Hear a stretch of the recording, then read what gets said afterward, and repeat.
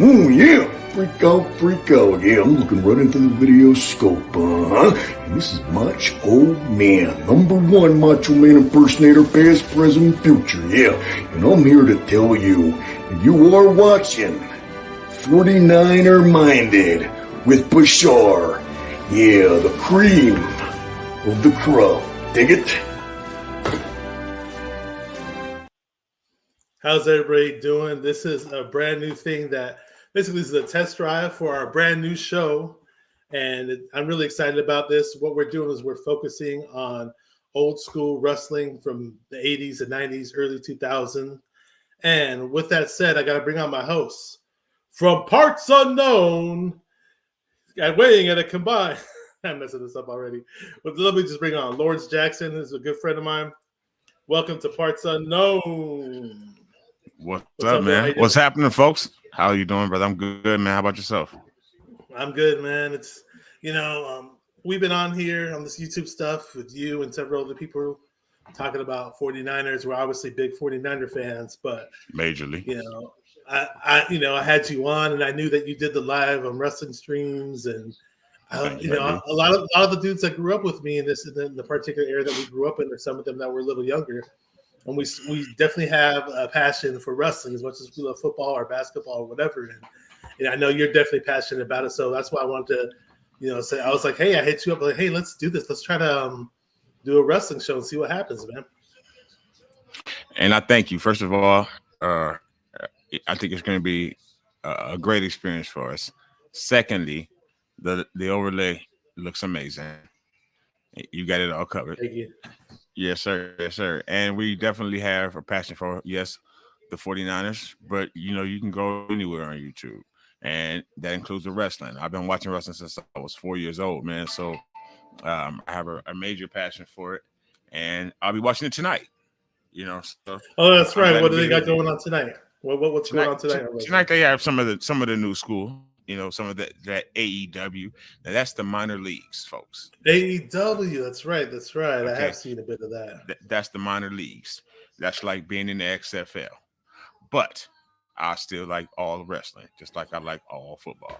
Yeah, let me see what's up to some people waiting in the chat. We got Damian Lee. What's up, Damian Lee? A big time 49er fan. Obviously, that's how he knows. A lot of the people that do know my channel already subscribe. Obviously, all of them should be 49er fans, but if you're not a 49er fan and you're watching this and you want to enjoy old school wrestling talk, that's perfectly fine, because this show from Parts Unknown isn't going to be about the Niners. It's going to be football or whatever. It's just going to be strictly about WWF. Now, we may go off topic and talk about everything once in a while for a couple of minutes just as an icebreaker, but if you're here, you're a Niner fan, we welcome you. If you're not a Niner fan, you're a big-time wrestling fan, that's fine. We welcome you too. What up, David Niner? We see you, bro. Says, what's cracking, Bashar and Lawrence? Thanks for the rants. Oh, always, man, always. And what did he say? He said the Rams equal the minor league NFL team. Correct, Damien. Correct, sir. Yeah, there's plenty of trash talk in football and wrestling, of course. Wrestling's excellent when it comes to trash talk, man. It's just the thing to do in wrestling. It's like, but yeah, I mean, that's like, if you can trash talk in wrestling, but you can't do much in the ring, hey, that's half the battle right there. Exactly. I agree. A lot of wrestlers, they say, for instance, on AEW, they put a big emphasis on the ring work.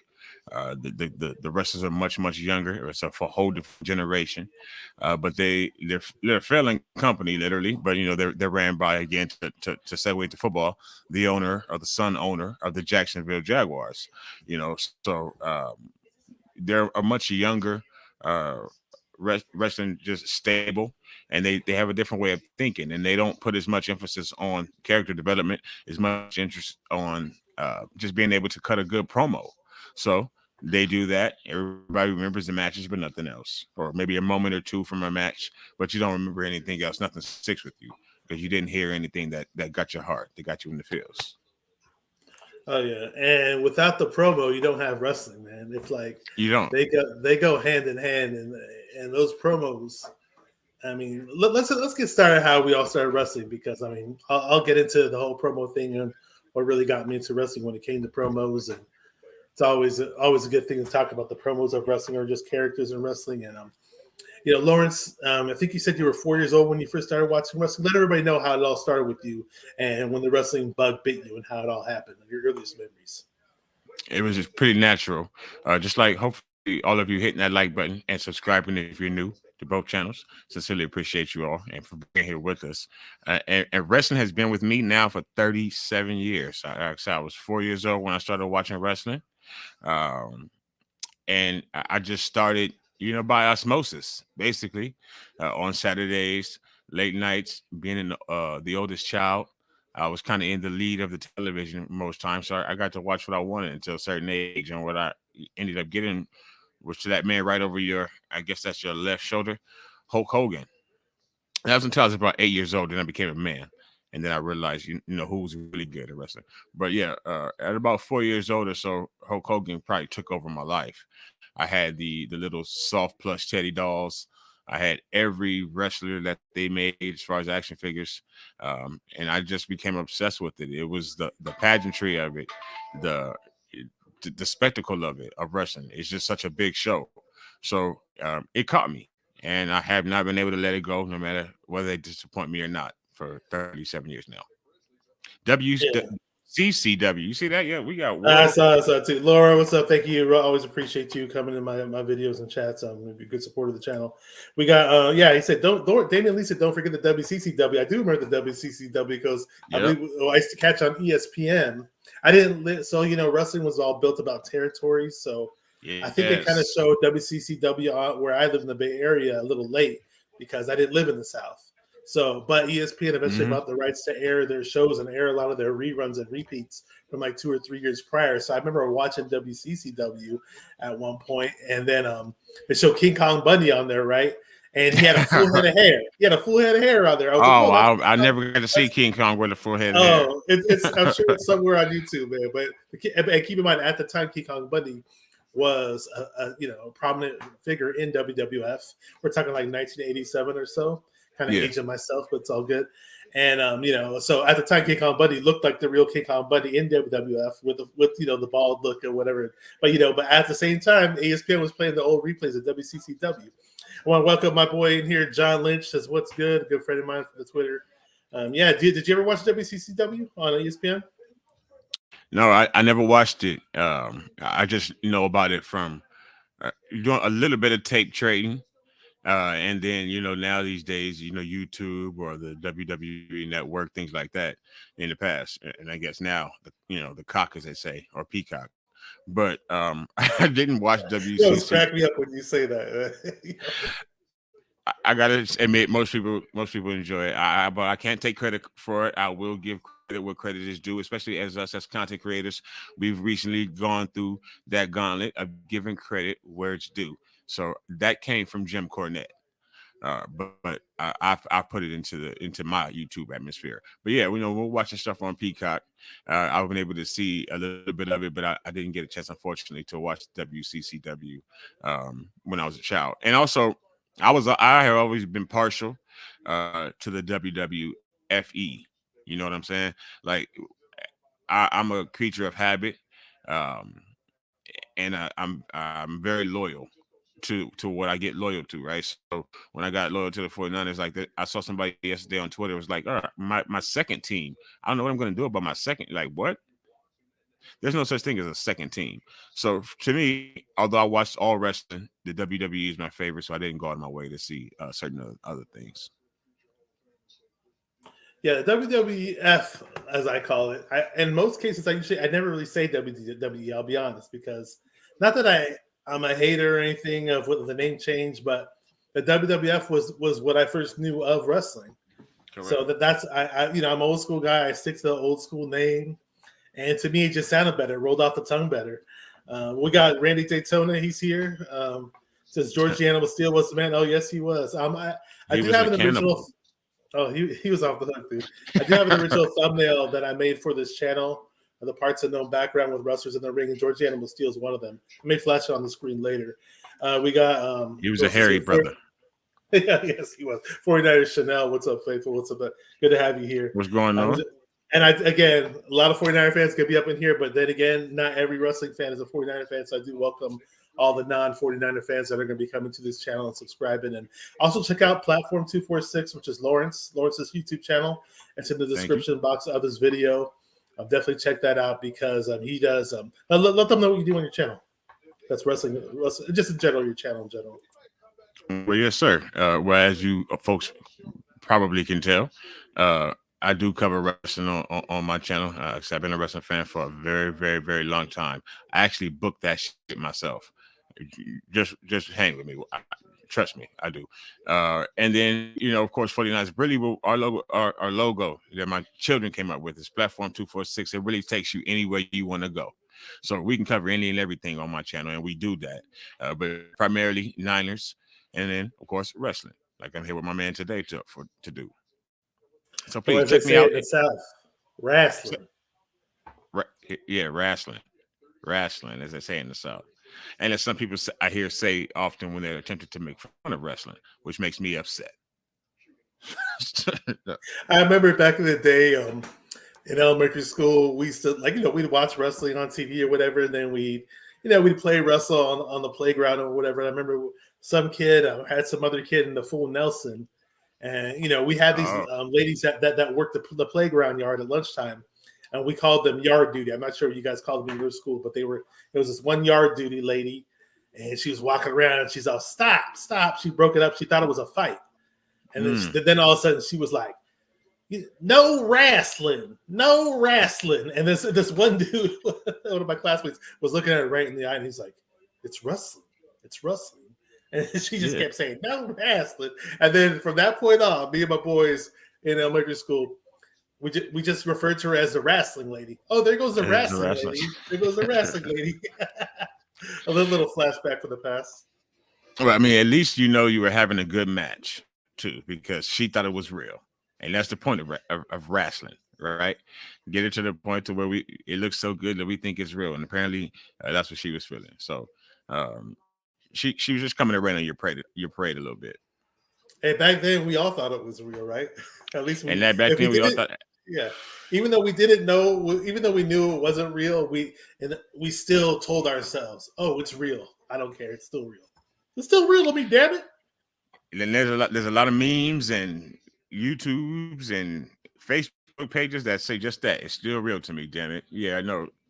Like I've cried over wrestling, okay, as a child, literally. When Hulk Hogan was squashed by Earthquake, I still vividly remember standing in front of the TV crying. Okay. I wrote a letter to Hulk Hogan. When Hulk Hogan went to the hospital, some of you may remember that. I believe that was circa maybe 88, 89, something like that. Hogan got squashed by the Earthquake, and he had to go to the hospital.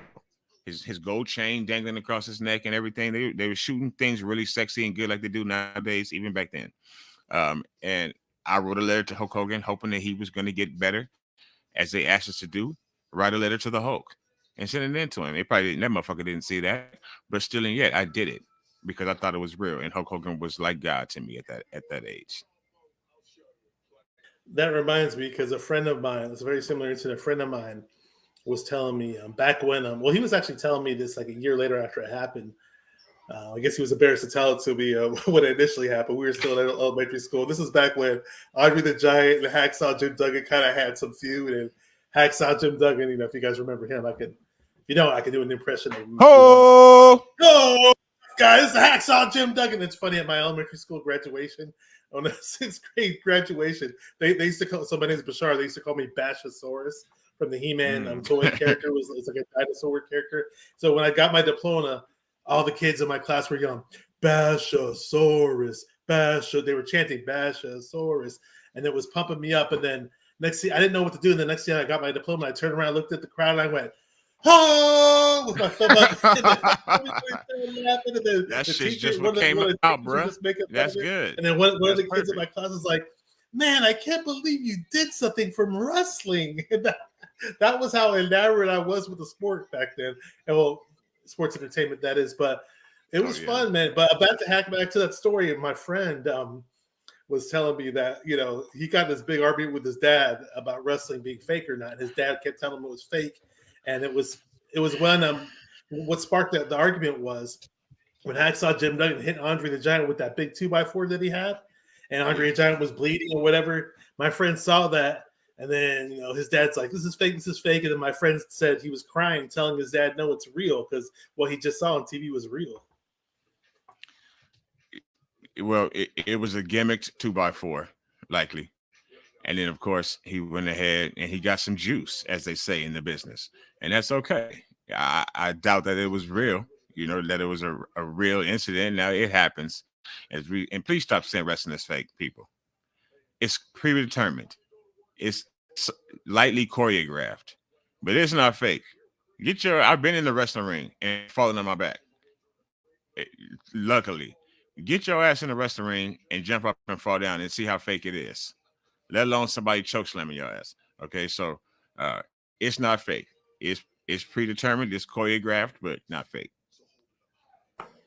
You know what? When I was a kid, I always wanted to jump in the wrestling ring and bounce around off the ropes. I never had that chance. And correct me if I'm wrong. From what I understand, when you bounce into the ropes, it doesn't look all easy and springy like it does in TV. Supposedly it hurts. I'm not sure how it was like for you. It does hurt. It can hurt. It didn't hurt me. I was too young and I wasn't really doing it that way. But for everything that I've seen all my life, real time, yes, it hurts. It leaves rope burns. You do have to hit it a certain way, or you won't bounce, or you roll over that mug. You'll be outside the ring, which used to be illegal, to get thrown outside the ring. But it'll look like the Royal Rumble. If you hit those ropes the wrong way, you'll be going over. So, it's a tough business, I would assume. I definitely have respect for the people that do it. Yes, sir. Sorry, as we speak, I'm literally trying to drop links just to let people know. A lot of this is, yes. Oh man, the pre-production that I had to cram for to get the show started, and I was trying to set up an intro for the show. I do have my 49er Minded Macho Man intro with the Macho Man impersonator, but the next episode will actually have a nice intro that plays after that. It won't be as good as the 49er Minded intro, but hopefully it does come out pretty nice. Lawrence got a little preview of what it sounds like, so I hope he liked it. Sounds good. Well, I have to welcome my boy John V, fellow 49er fan who I've collaborated many a times from the Locker Room Rant podcast, YouTube channel. Definitely check out the YouTube channel. They cover all sports. He doesn't like wrestling, though. He said he just never liked it because he thought it was fake, but he goes, God knows this WWE's F stuff is sensitive, subjective for me. I know we've had that conversation, John. My thing is that I just took it for what it is. It's just something fun. It's my escape for fun. And like when you're watching a movie, exactly, it's all actors. What's real about a movie? What's real about watching your favorite sitcom? That's how I look at it. You take it for what it is. Entertainment. That's the reason why they call it sports entertainment today. When you equate it to a movie or a TV show, some series that you watch every week, which wrestling comes on every mother freaking week. That's the one thing about wrestling that used to get my father, because he constantly, we had a thing. He kept me watching wrestling, even though he gave me everything, took me to see wrestling. But of course, I was going to watch it every Monday, every Friday. And he would catch me watching it 16, 17 years old. And he'd be like, Larry, why are you watching wrestling? You know this shit's fake. It's fake, Larry. It's fake, Larry. And I would turn to him immediately and go, all right, Dad, but you know what? It's going to be here for me every single Monday. All the shows that you watch, they're going to go on fall break, and sports, football, it's going to go on break after the Super Bowl and the World Series. Then there's no baseball for 2 weeks, and then things like that. But nope, you know what? No matter what, rain, shine, sleet, hail, 9/11, wrestling is going to be on there to entertain me. Yes, sir. Let me see what's up to some people who just dropped in. See what Supremo says. Great duo. We appreciate that. Thank you very much. Very much. If I missed anybody else, not sure. There's some stuff going on in the chat. I think I got everybody covered. If I didn't holler you out or shout you out, let me know. There was a funny comment that Damian Lee, shout out to him again. He dropped a funny comment when we were talking about King Kong Bundy. He goes, King Kong Bundy was funny on Married with Children. Yes, he was. He was on that episode. We can do a Married with Children show. Married with Children is the greatest fucking show ever. That's one of my favorite shows. You know what I've called that? I called Married with Children this way back in the 90s. We're talking about 97, 98, 96. I used to say this, the last great sitcom, point blank. That may be the very I was saying it way back then, and today it still stands. Al Bundy is the man. He was a loser, but he's the man. He scored 5 touchdowns in one game, didn't he? I mean, Pokai. I think it was 4, but it could have been 5. But in any event, it was 5 touchdowns. Sometimes I still differ in my head on whether he was the running back or the quarterback. I think he was actually the fullback, but he always does this, like he's throwing the ball. So I'll be like, bro, you were the fullback. It was 4. I had to Google it. It was 4 touchdowns. He actually, I'm not sure if he played in the preseason, but he was actually on the Pittsburgh Steelers. He went for the league. He went to the league. Yeah, you're right. He tried to go to the league. So, yep. I mean, he must downplay it because you never ever hear it. But you never hear about it. Really, I mean, that's respect, man. He's a great actor. He was hilarious. I wish he went back to his old ways. He was he was the shit, man. Like that. Like I know we're off topic now, but like that. I'm sure I love Sofia Vergara. Who doesn't? But that show he has with Sofia Vergara, it doesn't. It never did it. It never did it for me. Modern Family or whatever. It just right. It didn't do it for me either. But he always. Thank you, Damon. Damon says yes, he was the fullback. So I don't know why he always did this. Like he was his quarterback pose, or he was about to just throw a bullet strike. But he still did it. So you know. And John Lynch drops Tito Santana. No, if you guys want, you guys can drop your Tito favorite Santana. Name. You can drop your favorite wrestler names as we go along in the conversation. What about his partner? Yeah. What about his partner? He had Rick Martel. Partner, Rick Martel, the model. Strike Force. Strike Force. That's when they were the Strike Force. That's when they were Strike Force, and then they dropped. They left, broke up. Then he became the model later. He became the model. He became the heel, the bad guy. The heel. There you go. The heel is. Yeah, if you're a good guy, you're a baby face. There's a lot of wrestling slang, jargon, terms. I don't know all of them. I know some of them. I do. You might know more than me. I might have to brush up on it. But for example, when we were talking about that whole thing about watching wrestling as a kid, or even the ones who are like in high school or in their adult years, and they know it's not quote unquote real or whatever, or fake, whatever, but you're enjoying it. There's this thing that they say, hey, he's a mark, or he's being a mark, or I'm marking out. Like, I'm a mark, meaning that, like, no, I don't know if I can define it properly, but it's like no matter you're gonna act like it's real to the fullest extent, even though deep inside you know it's not. Do you have a better way of explaining it? I mean, so the term "mark" in wrestling really kind of has two meanings. It can be a negative or it can be a positive. Really, and really you can use it with anything, but if you're a mark for something, just listen to how it sounds. Basically, folks, I'm a mark for that. It means that you're into that individual thing. Now you can be a mark to where it's fake and you still act like it's real, which makes you kind of silly. Or you can just be like, I'm a mark for the 49ers, and in turn, no matter how bad they treat me, I'm still going to come back. So yeah, it can be used in a lot of different ways, but you explained it well, Bashar. Yeah, it just means that you're really a big fan of what that entity is. And don't worry, Miss Laura, I will teach you all the slang. I got it for you. Don't even worry. She doesn't like becoming a topic on my shows. She's told me. She said what? She doesn't like becoming a topic on the shows. Oh, my apologies, Miss Laura. Yeah. Oh my gosh, what was I going to say? She dropped a comment. I had to respond. Oh yeah, when the slang she dropped an appropriate comment. Anytime I use a wrestling slang, or anytime you use one, especially early in these shows, we may have to have our little moment where we explain the definition of whatever we're using. Because I'm not an expert. I don't consider myself an expert. I was at one point, but not everybody's an expert. And I try to make things relatable to the entire audience. The same way I do my 49er football talk. I don't sit up here and try to explain football like a nuclear physicist. If that's you, hey, do you. But I want to make sure, there's plenty of people out there, whoever's watching me, that everybody understands what's going on. That's how I'm going to do the same with my wrestling talk. What I did want to say was this, because I asked you about how you were watching wrestling. I'll follow your answer with my answer. Do you remember the first time you ever sat and watched wrestling? Because I kind of do. If you don't, I'll take over. Please take over and let me know. But I think similar to the 49ers, I think I was just born watching wrestling. I just came out, even though I know I was 4 years old, really, like the first pay-per-view that we received, that my father was gracious enough to get for us. So I don't remember the first moment. I just know that it's something that's always been a part of my life. And I now have 2 teenage sons who are obsessed with wrestling. So I'll be watching wrestling. I have a 95-year-old ex grandmother-in-law. Yes, I said it just like that, folks. A 95-year-old ex grandmother-in-law who still does not miss a Raw or a SmackDown. So I anticipate that I'll be watching it forever, but I don't remember the very first instance. But I'd love to hear yours, bro.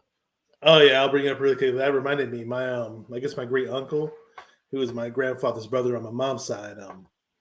He was an old school guy, old school Middle Eastern guy, but he came to this country like in the '60s. But anyways, long story short, like it was always fun running into him when I was a kid because I knew he watched wrestling and I watched wrestling. We'd always have our little wrestling connections, talking wrestling when I was a kid, and then when I was in my 20s, he was still into it, and I was like, wow, he's still loyal, and he was watching it more than I was, and I was like, whoa, okay. And he was saying, oh, he thought the quality of wrestling improved in terms of the way they were doing more acrobatics and more extreme stuff in the 90s, which is scary but also fun to watch. But I'll backtrack it a little bit. I don't remember the first episode I watched wrestling, but to my knowledge, the first time that I really sat wrestling and watched wrestling and actually was zoned in on it and focused. What it was back in the day in the 80s when I was a kid, we had friends in the family, like we'd go over their house on Saturday nights and we'd eat dinner and watch TV over there, or vice versa, or they'd have a party at their house, we'd have a party at our house. There's one friend of the family's house that we'd always go over to. Remember one night, me and my brother, God rest his soul, my brother was a big fan of wrestling as well. We first started watching, and a family friend of ours was, he was a little bit older than my brother, and we just sat and watched wrestling one night. I remember seeing Rocky Johnson on there, who is The Rock's father, Dwayne Johnson. Strong man. Yeah. I remember seeing him on there. I remember Vince McMahon was the announcer. I believe the show was called Championship Wrestling. I had I think I showed you the intro for it. The intro of the show used to start off with you did Michael Jackson. I believe it started off with the Michael Jackson Thriller song, and it would have Hulk Hogan running out. Yeah. And at one point, the show I believe had the Eye of the Tiger music too. Wasn't sure what came first, but this band would be on there, and it was the same show where they plant Hillbilly Jim in the audience in the front row, and every week they'd show him as an audience member in the front row cheering everybody on, and then Vince McMahon would be like, oh, there goes Big Jim, there goes Jim, and they show him waving the crowd. Then one day, Hillbilly Jim jumps into the ring and challenges one of the wrestlers, and everybody thought like, whoa, he was an audience member and he's challenging one of the wrestlers, but it was all by design. But hey, visionary. It was great entertainment. And just as far as a timetable, when I was watching, this was all leading up to the first WrestleMania. So I probably either watched like a year before the first WrestleMania started, maybe a year and a half. But then later they brought Mr. T on the scene. They were doing all the promos with Mr. T, and early on, my favorite was Roddy Piper. He was just, people were like mad at me as kids, like, oh, why do you always like the bad guys? I like Hulk Hogan. Like for me, the bad guys were the shit. Piper was the bad guy of the 80s, and still honestly one of the greatest heels of all time. But WrestleMania, I know you're saying like WrestleMania 1. I was 2 years old when WrestleMania 1 came out or came on. That was 84 if I'm not mistaken. So I unfortunately didn't get to see it until later on in life, a few years later on VHS, took to Blockbuster. But Roddy Piper was integral in making sure that WrestleMania and the WWE is even here today. Because if WrestleMania 1 had not been a success from all the stories so far, I think it still would be here. He would have found a way, because Vince McMahon is not only a visionary and a genius, but he's a mercenary. Okay, so I think it still would have found a way to be prominent, but maybe it wouldn't have been as big as it was, as fast as it was. WrestleMania 1 with Piper and Hogan, and of course, as you see, Mr. T, Paul Orndorff was in that match as well with Piper. Actually, really, that's the WrestleMania 1 behind you, the entire main event. Bob Orton, Randy Orton's father, back there with the hat on. So had it not been as big as it was, Vince McMahon was apparently close to bankruptcy at that time and possibly shutting down. And that was like one of his last ditch efforts to change the company from what it had been with his father to what he expected it to be. So shout out to Piper. Rest in peace. Rest in peace to nearly everybody in that picture, actually, quite honest. Oh yeah, rest in peace, Roddy Piper. I have a Roddy Piper story that maybe I'll share it because later when I do a Roddy Piper episode. long story short, I got to meet the guy, and he was my favorite wrestler. But I'll probably share that story for a future episode. I'm ready to hear it. Well, yeah, I may have told you about it already. Let me just follow up with what's going on in the chat. John Lynch says, not on topic, but if you love wrestling, check out Heels. It's awesome, and it brings back a nostalgia feel. What's Heels? Is that a movie? Let us know about it. It's a series on Showtime about two brothers who are wrestlers, basically. So it's a scripted show, kind of like similar to the Young Rock that they're saying right now in the chat. Steve-O with that Young Rock pull out. The Young Rock is a pretty decent show too. But yeah, it's a show about two brothers who are wrestlers. I think it's on Showtime. Oh yeah, that's right. Young Rock is pretty good. Now I've been guilty. I haven't watched that many episodes. I only watched a few. Me either. What I did do was, as far as just for nostalgic purposes, I was always curious, like further ahead in the Young Rock and which wrestlers he ran across on those episodes, and does that wrestler look and sound like the guy who I remember watching? I'd always make those comparisons on, like, for example, the guy I hate to rag on the show because it has a lot of good things about it, but the guy they brought on there to play the Macho Man, for example, looked hella weak. No go. Like the dude that I have that did my Macho Man intro, who maybe one day I should try to bring on here, because he actually does. He's actually a wrestler himself. He goes by Macho Man, MOTCHO man, MAN. He does an amazing Macho. He looks and sounds like the Macho Man. He just does. You got to make sure you watch that copyright. Vince McMahon does not play with that. Oh yeah, speaking of Young Rock, he got sounds and everything. There goes Vince right there, man. There you go, Vince right there. That's if we use all come to hear. Yeah, be careful.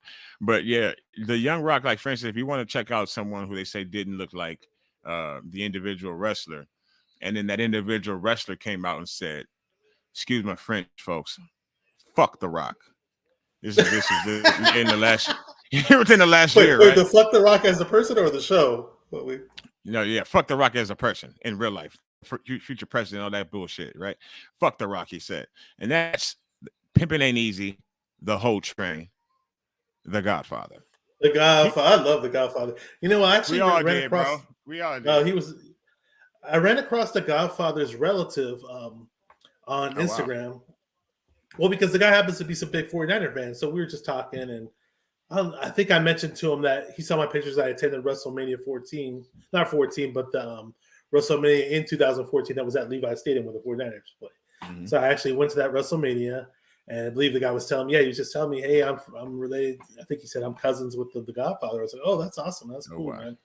Yeah, I want to catch his shoot interview where the Godfather says that. He doesn't like the guy who played him? Or? Yeah, he said that.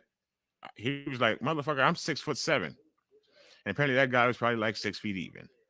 So he was not happy. He was like, I'm legit 6'7", and look at this guy that they got playing me. Yeah, somebody just brought up, how you feel about The Rock? And he's like, fuck The Rock. I was like, wow, bro. Laura brought up Brutus about Beefcake. I guess she has a crush on him. Shout out to Brutus. Yeah, he was always Hulk Hogan. A lot of people gave him. It was on the barbershop. What about the barbershop? Go ahead. So a lot of people, I think, behind the scenes kind of gave Bruce Beefcake crap, trying to say that, he was only in the business because Hulk Hogan was his best friend and he always pushed him and led him along the way and made them a package deal. So later in his career, more along the lines when he went to WCW, there is something to that. And Hulk Hogan is Jesus of wrestling. Well, I don't want to say that anymore, but Hulk Hogan has been the puppet master of wrestling for many a decade, actually, folks. So, I think that they may be loosely related, or either there's just so many rumors of wrestling all the time. You never really know, but they could be even related, actually, in some way. But I always have a love for Brutus because that is where the Heartbreak Kid, where the GOAT was born, was right on the barbershop, putting Marty Jannetty's ass through the plate glass window. So yeah, Bruce Beefcake always have a special. Well, let me tell you something. There you brother. go. Everybody was his brother. I am not your damn brother. Everybody's a brother in wrestling. Everybody, and still to this day, everybody's a brother. Yeah, it's all brothers and sisters. Yeah, I didn't want to play the soundbite of Booker T talking about Hulk Hogan. That's not easy on the ears, but Yeah, he's disliked in some circles. the soundbite where Booker T slipped on that promo where sensational Sherry was there. We coming for you. Yeah, coming for you, nigga. It's just I'll say it. Don't worry. And then he went. That's one of the funniest wrestling bloopers of all time. If you want to watch that shit, Google Booker T Hulk Hogan blooper. That's all you got to do. You ain't got to type the N-word out. You have to do none of that shit. You can just put that anywhere and it's coming up. Booker T Hulk Hogan.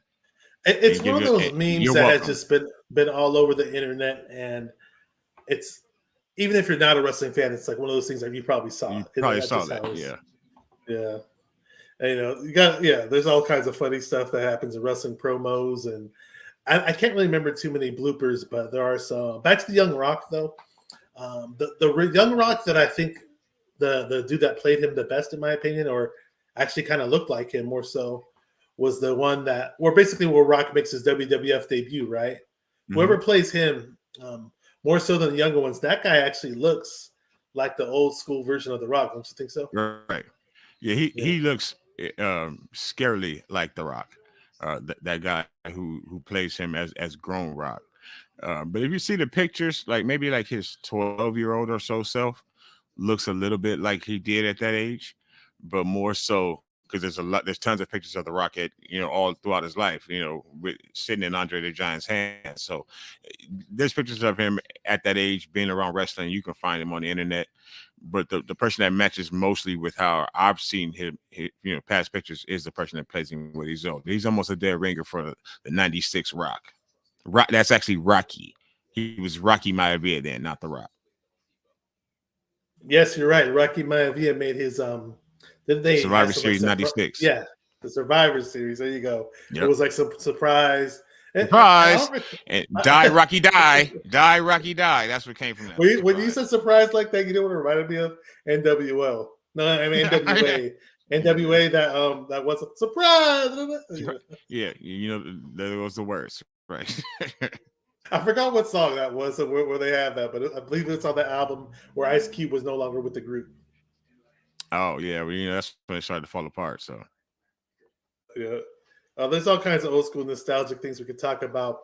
I mean, yeah, the Young Rock is cool though. Actually, here's a 49er connection for you. You may know this, you may not know it, but the guy who plays Andre the Giant in the Young Rock, and he's been a working actor for quite some time, but I just don't get that Andre the Giant feel when I watch him in that series, and it happens with certain other wrestlers in that series too. But his name's Matt Willig. The guy who plays Andre the Giant is Matt Willig.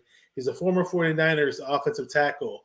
He'd be a starter in spot duty. He was a huge big guy, but he was never ever the penciled in starter. But he did get significant playing time from time to time. I'm not sure if you remember him. We're talking 2001-ish, 2002, around there. Matt Willig. I was getting married around that time and popping out babies, so that time is a blur for me. But yeah, you weren't allowed to watch the Niners back then, or what? Man, I probably wasn't watching as much Niners back then. I had a lot more. I had other things to worry about, or other people to make happy at that point in time. So yeah, that's a marriage, in my opinion. You give up a little bit of your TV time. Oh yeah, so all kinds of stuff to talk about. I'm just thinking back to the Young Rock episodes that really stood out in my head in terms of what wrestlers look like other wrestlers. There's a guy who plays the Iron Sheik, and in my opinion, I sound more like the Iron Sheik than he does. Now he kind of looks like him, but he's built a lot better than the Iron Sheik was. Not that the Iron Sheik wasn't built when he was younger, because when he was younger, he was built pretty well, and out of all people, he was actually a real legit wrestler. Yeah, he was a badass. The Iron Sheik could really mess you up, and he was in excellent shape in the set. I didn't mean to do that. Sorry, man. No, you did, bro. You're all good. But the Iron Sheik would mess you up, man. He was in really good shape in the 70s. He was a real Greco-Roman wrestler, and I believe he was a bit of a bodybuilder. So as he got to the 80s and these injuries, things like that. But when I really started seeing him, he had already been famous for quite a while, and been a part of wrestling for quite a while, both professionally and then as an amateur wrestler.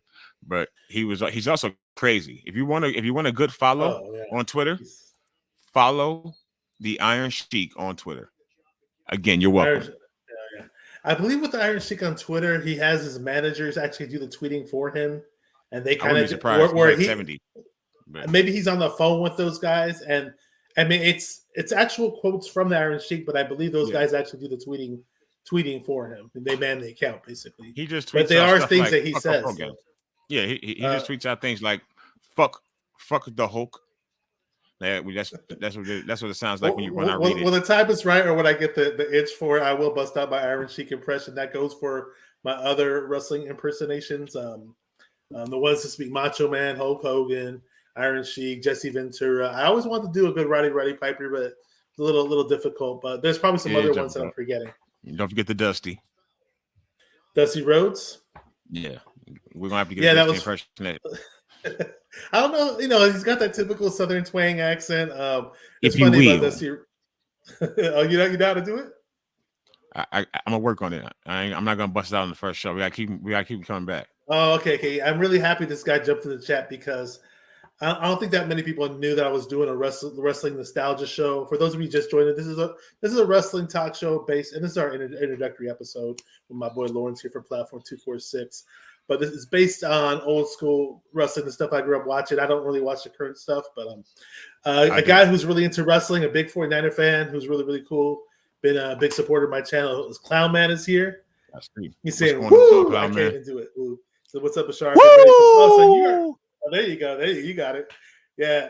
I don't know. Let me tell you something, Tony Schiavone. I don't know. That's my weak Ric Flair impersonation. Limousine driving, jet flying, kiss stealing, wheeling dealing.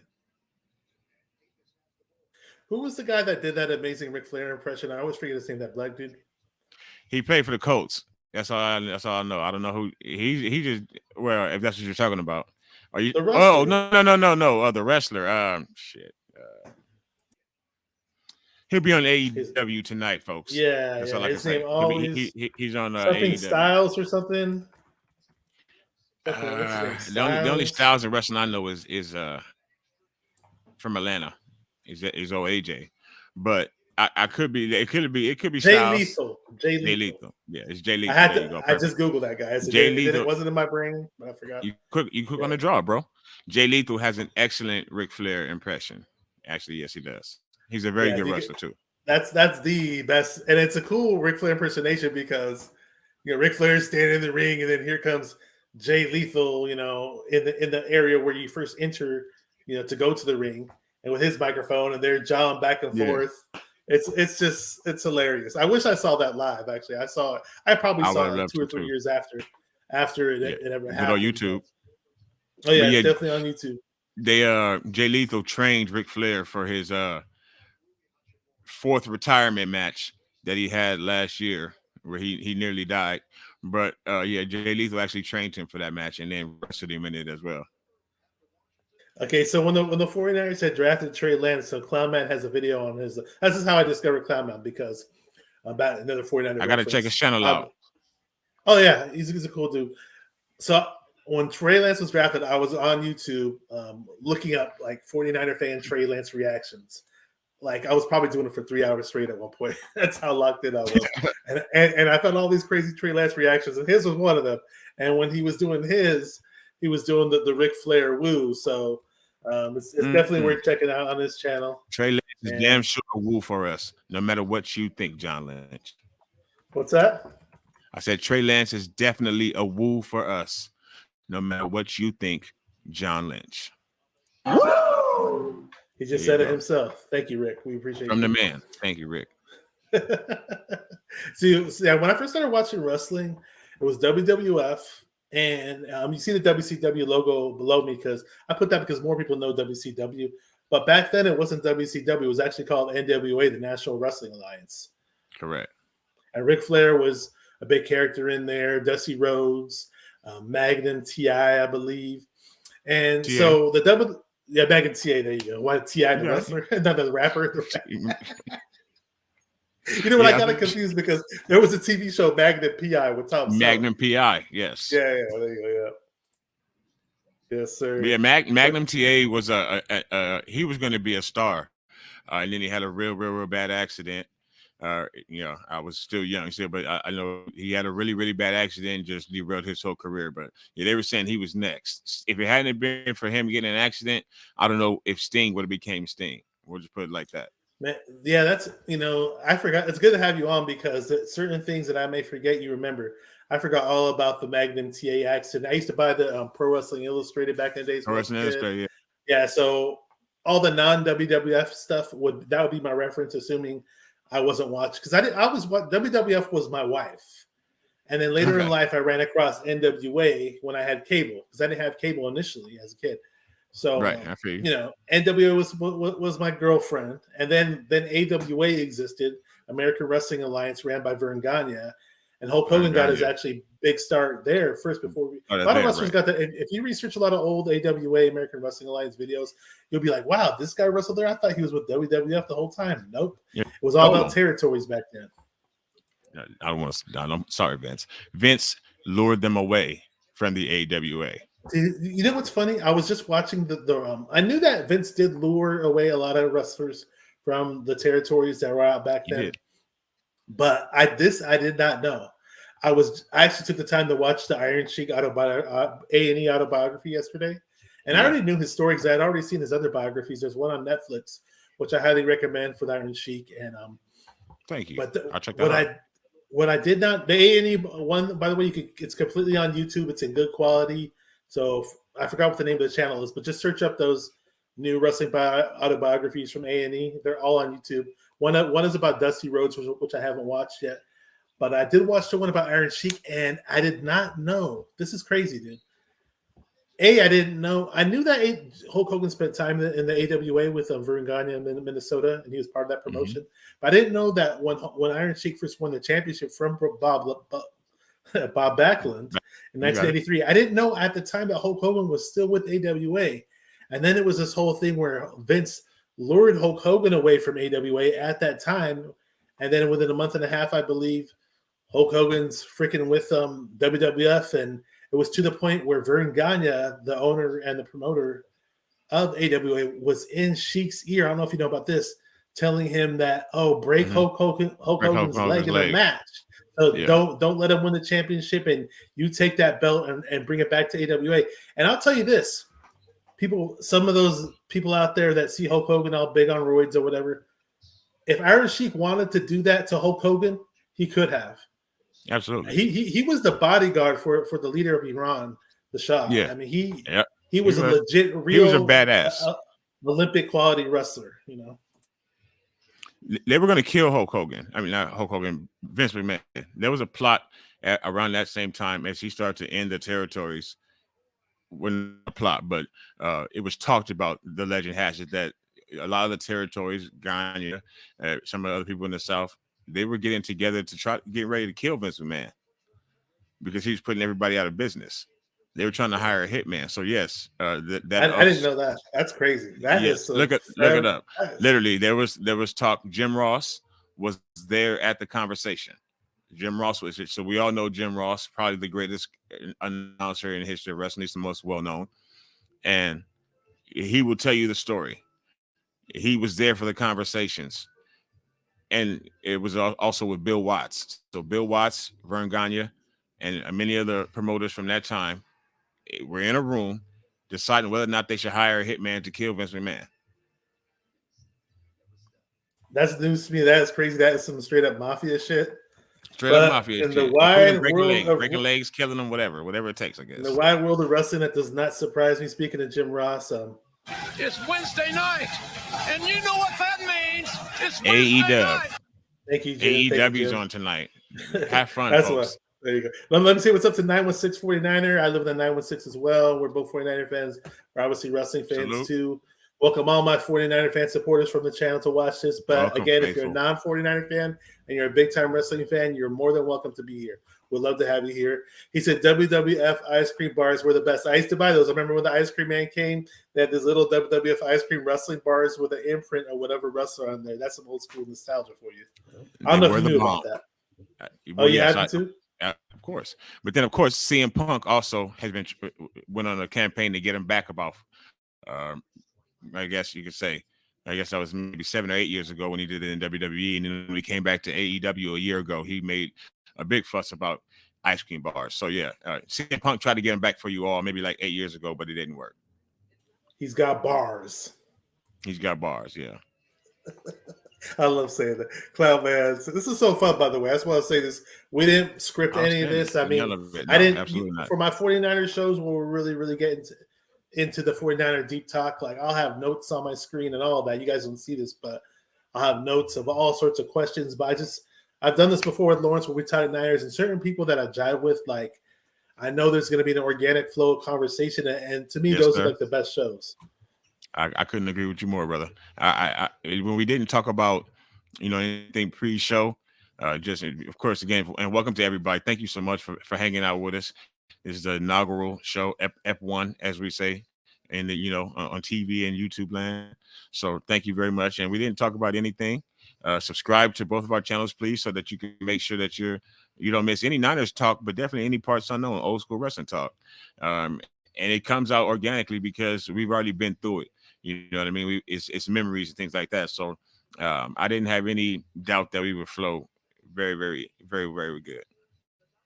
Yes, sir. And Clownman brought up something. He said, I just bought the Andre the Giant, Jimmy Hart, Superfly Snuka, and me and LJ and Rubber Rustlers last month. I had those when I was a kid too. I know I had the Roddy Piper one because he was my favorite. May have had the Hulk Hogan, and my neighbor had a whole bunch of them. My neighbor had the wrestling ring for it. And yeah, I used to trust me, man, when I was going to the toy store or Kmart or wherever, I'd always run to the toy section and see which new version of those LJN wrestling dolls they had. And they were pretty stationary too. They were just like stuck with this little, you couldn't move the arms and nothing, but hey, we loved those things, man. When they came out, those rock hard wrestlers at first, you couldn't move them, much at all, but it was still a good feeling in your heart. At least it wasn't mine. And I had pretty much the entire roster. Thank you, Dad. Oh wow, man, you're one of the spoiled kids, huh? So I wish I was spoiled. My father and my mother worked really, really hard, and they gave us everything that we ever asked for. Honestly, as children, myself and my 3 younger siblings, but we paid the price for that. Just say there was no one in my family and in my home was spoiled. There you go. But that's cool, man. You enjoyed your childhood, and I was just blessed to have a great childhood with 2 great parents, for sure. I was lucky for my dad to take me to my first wrestling match. I believe I had just turned 11. I believe, I was growing up watching wrestling, and kids at the school were like, "Oh, I just went to the WWF, watched the WWF at the Oakland Coliseum, and blah blah blah." Or I get to watch at the Cow Palace. These are like in the Bay Area, is either you at the Oakland Coliseum or the Cow Palace. The Cow Palace is really close to where Candlestick Park is. If you've ever been to San Francisco, it's in a city called Daly City. Candlestick Park was on the border of Daly City and San Francisco, basically. And Cow Palace was super old school, hella old. And the Oakland Coliseum was a nicer venue, newer venue. And then later it became Oracle Center, where Oracle, where the Warriors played and all that. But basically, it was fun. I remember the first one I went to. Forgot the whole match. I might be able to look it up somewhere. I think it was a few weeks after my birthday or a week before my birthday, my 11th birthday, I believe. And we watched. The one match that stuck out in my head was the Macho Man was the Intercontinental Championship at the time, and Roddy Piper was facing him, and Roddy Piper was always my guy. So that was an interesting match. At one point in the match, I remember Roddy Piper. No, Macho Man was like whole forehead was like all blood, and I thought it looked fake to me because it was just like it was almost like within an instant, his whole forehead was just like stamped with blood. But maybe it was real. I don't know. I mean, yeah, and it's crazy when you watch these wrestling documentaries or go back and watch old school matches. A lot of these wrestlers would have razor blades chopped up and then taped around their thumbnails or whatever, their fingernails, Correct. and they cut themselves. Of course, and the thing about cutting yourself is how deep to go on your own skin than the next person would. So it's safer Correct. for you to do it yourself, even though it's not really safe to make yourself bleed profusely and run around and have a ton of blood on your face either, But that's how crazy wrestling is. I don't know how they do it, but that is basically the business. That's how crazy wrestling is. They cut themselves with razor blades while they're sweating without looking at what they're cutting. And of course, when they sweat, it just looks even worse because it just starts dripping everywhere. And I'll be honest, man. I mean, I was watching all this stuff as kids, and I think things were a little bit more gruesome in the NWA National Wrestling Alliance because it was almost as if it was geared more towards adults. So it was. Yeah, WWF would have blood from time to time. Don't get me wrong, but I think NWA, So many damn acronyms. I know, man. WWF, WWE, WCCW, WCW, all that crazy stuff. Clown Man has a great question. Remember the great Muta? I definitely do. The golden era. Blue Blazer was Owen Hart. Yeah, I definitely remember. Shout out to the Muta. Shout out to Kaiji Muto. Kaiji Muto. That's his real name. He just went to the Hall of Fame. Oh, he did? Okay. Yeah, Great Muta used to freak me out. Man, he used to freak me out because he'd do that thing where he spray all this green mist in the air. What is this guy doing? And now today that belongs to the Queen Asuka. So Asuka she's doing. I recently ran across a wrestling video where they were explaining how it's done, and now I'm like, oh, so that's how they did it. But it still looks crazy and outrageous. If I find that video again, I'll send it to you. Thanks, bro. Oh, we got a question for you, Platform. Lawrence, he says, what's your favorite match of all time? I understand WrestleMania 3, Macho Man versus Ricky the Dragon Steamboat is perfect harmony. Oh, yes. That's a classic one. Well, that's probably your perfect 4-star match right there that they had. Time, the match itself, everything, the drama of it, something was on the line, something at stake. For me, my favorite match, and no disrespect, Miss Laura, I saw your comment earlier today, and again, not to call you out, not to start you out. My favorite match of all time is the GOAT, HBK, Shawn Michaels against Bret the Hitman Hart, WrestleMania 12, Iron Man match, Shawn Michaels walking away with the strap. That to me is the greatest match of all time. It was the first time I'd ever seen an Iron Man match. The build-up was perfect. It was my favorite wrestler at that time and today still. Shout out to do better on NXT, Sean. You're tripping right now. Do better. But Sean going up against his all-time rival, Bret Hart, in a 60-minute match, and they put out all the stops in that match. There was never a dull moment throughout that entire 60 minutes. And then they went to a minute plus of overtime. So I was done. So that's my favorite match of all time. See, I'm a little behind the curve because a lot of what I watched growing up, now I have certain memories of certain things that happened in terms of timelines of wrestling and certain fun moments and all that. But as far as like diagnosing matches and saying, hey, this was my favorite match of all time, like right now I don't necessarily have one because there's a lot of things that I forgot. So I'd actually have to. Yeah, it's hard, but they're like for a lot of people say like the Hulk Hogan versus, one they say this is one I completely agree with. We're not gonna be on here for too much longer, but I'll just run it down really quick. I don't agree with the Hulk Hogan versus Andre the Giant match at WrestleMania 3. I saw that live on pay-per-view, by the way. And the Hulk Hogan versus Ultimate Warrior match was a better match, but to me that wasn't my favorite match. But those are the two matches that I hear a lot. Well, because Hogan and Andre, and thank you, Clown Man, I appreciate that. I do also love the Shawn Michaels Razor Ramon ladder match. That was really the first, and thank you, Ms. Laura. That was the first ladder match that really got on TV and got ladder matches. Shawn Michaels invented the ladder match. How can he not be the GOAT right now? But that was an excellent match. They stole the show at WrestleMania 10 with that match.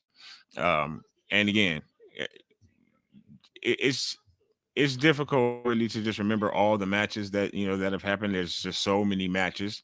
But as far as Hulk Hogan and Andre the Giant, that is the match that really kind of solidified the WWE, made Hulk Hogan the biggest star that he could be, and sent them into that next stratosphere. That was WrestleMania 3 was solidifying the first one and the second one. They weren't just flukes.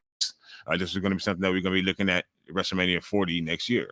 So that's why that one I think comes up a lot. And then because Hulk Hogan was also so tied to WWF at that time, and as a champion, someone coming in and beating him clean. But we can have a whole discussion on the 49ers. 49ers everywhere, folks, on Hulk Hogan and Warriors match at WrestleMania 6. But that was really the changing of the guard kind of for the company. So that's probably why you hear them so often, I think.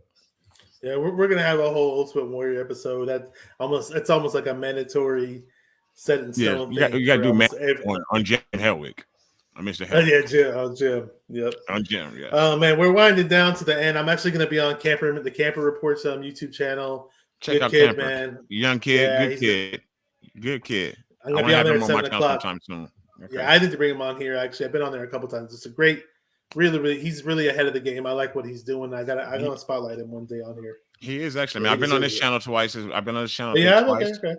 Yeah, I haven't had a chance to get him on mine. And yes, Sable Playboy Edition, John. I remember. Okay. Yeah, I remember that. It was funny. Shout out to all of theirs. All of you that did it. Even China. A buddy of mine went to some sports collecting trading show or whatever, and they had athletes of all walks there. And I remember a couple of wrestlers here and there. And remember they had Sable there. This is like in 1997 or 98 maybe. And a friend of the family went there. And I was like, oh, you were there? Oh, yeah. I was telling him like, oh yeah, Sable was there. And he was right away. He was like, she's ugly. I'm like, dude, didn't she stand there right in front of you? Well, just like you, what's that you say about Vince, right? When it comes to women? Say again about Vince? Yeah, what was that about Vince? No, you always tell me this when it comes to Vince and the females. He loves his blondes.